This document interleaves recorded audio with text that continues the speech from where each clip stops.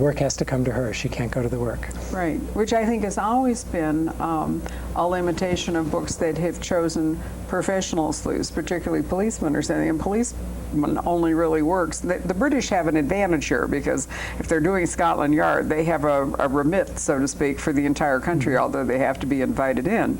But the ordinary American policeman has this fairly specific jurisdiction, and it's tough to move them around. But when it's done well, you look at Ed McBain, it can be done very, very well. And, absolutely. I think if the reader has a true sense of the place,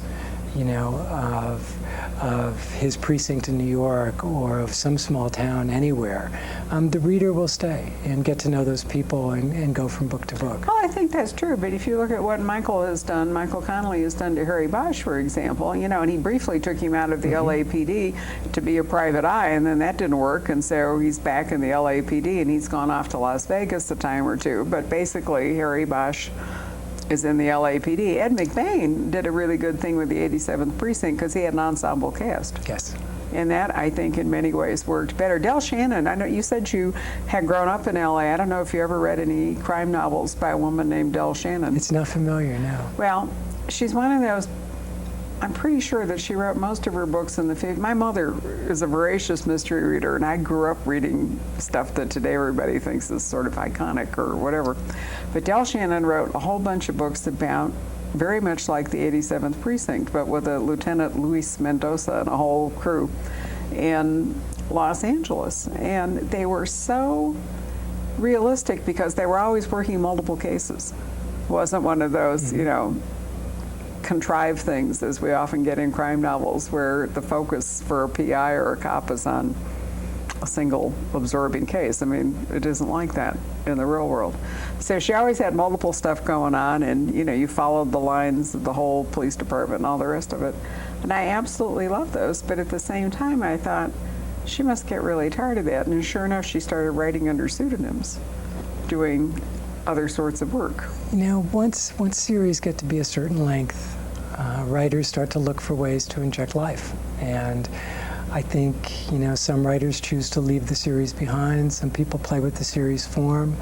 I think I've been pretty fortunate, and I've had editors and publishers who have really let me play with the series form and use alternate protagonists and write in different voices and use multiple points of view, alternating points of view. I mean, I've really had quite a bit of flexibility, and if anything, I think that if anything I've done has allowed me to keep the series fresh this long. It's been getting that flexibility. Yeah, but I think you did a better accidental series design than you give yourself credit for. No, I'll take that as a compliment. I meant it as one. Yeah. If I look back and were to do it again consciously, I would make different decisions. Would they be better ones? Yeah, I'm not sure, but I would certainly make different decisions. So, let's see, we've talked about some real life things that have powered your books. When you went to Utah, what was it you were interested in exploring? The idea for Higher Authority actually came to me while I was sitting in the bar in Pasadena at my first BoucherCon. I remember that. That was like 1990, wasn't it? It was 1990. Yeah. My first book had not come out yet, and I knew almost no one. And I was sitting in the bar at BoucherCon with everyone else, and it was during the Clarence Thomas, Anita Hill hearings. And there was a TV on in the bar, and I still recall this. Tom Brokaw was on interviewing someone from the Republican Party who said that if Clarence Thomas was turned down by the Senate, the next nominee would be Orrin Hatch. And I thought, wow. And I just started thinking about the Supreme Court and Orrin Hatch and what little I knew about Utah. And I just started playing with those variables. And maybe a year later, that became the genesis of Higher Authority. Did you get any legal grief from the idea that Orrin Hatch was a player or an inspiration for this book? Not that he was a player. My publisher was very concerned because I kill him in the book, and they weren't sure that I could do that. I was trying to avoid saying it, actually, but okay. He dies very early in the book, right, so it's not a big problem. But, I soon found out that killing off public figures is fine in fiction, so I had no problem with that. There was some significant vetting of some of the other areas in the book that the publisher was concerned about, but no changes had to be made. Your sort of Columbine-based book was another one of these kind of ethical dilemmas, wasn't it? It was. Again, a short news story in one of Denver's papers alluded to the fact that one of the Columbine killers had seen a psychotherapist before the tragedy at the high school. And as a therapist, I thought, God, what a terrible thing that would be to have seen a kid like that, especially if the kid had alluded to what he was planning on doing. And that was the whole genesis for the book that became Warning Signs, which has absolutely nothing to do with what happened at Columbine, but instead approaches the idea of what is anybody's responsibility, a parent's, a teacher's, a therapist, if they begin to get some sense that a kid is starting to look out of control. And it became a real good way for me to deal with those issues, and I think that became the foundation for a very exciting story. It is an exciting story. Columbine was actually quite close to you, wasn't it? Yeah, it's 6-7 miles from my house. So that must have made it both easy and difficult to write the story. I waited 3 years. I could not have written the story right away.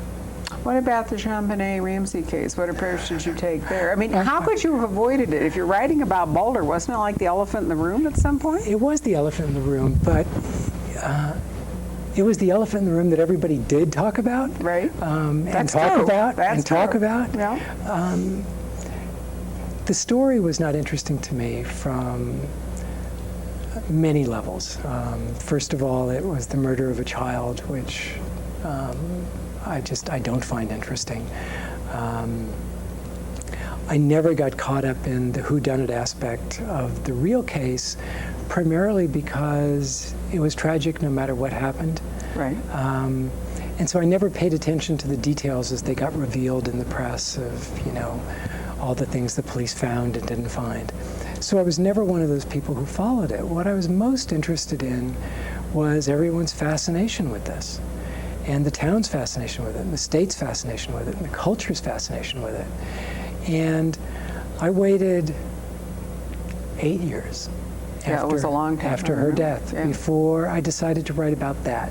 And what I wrote about is the disappearance on Christmas night, mirroring what happened to JonBenet, of a girl who would have been JonBenet's contemporary. So by the time I got around to writing it, it would have been a 14-year-old girl who disappears on Christmas night. And once again, it became a wonderful vehicle for a story. JonBenet's name isn't even mentioned in the book.